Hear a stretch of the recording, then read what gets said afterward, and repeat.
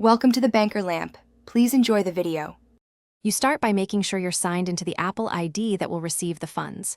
Once signed in, open Safari and go to Apple.com/redeem. This takes you directly to the redeem form. Make sure the gift card code is visible. If it's physical, scratch gently to reveal the code.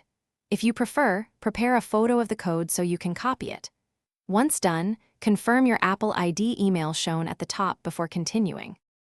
Next, click Redeem in Safari. You'll see an entry box for the 16-character code. You can type the code manually or tap Use Camera to scan the card if the page offers it. Scanning reduces typos. After you submit, Safari will validate the code and show the added balance or an error.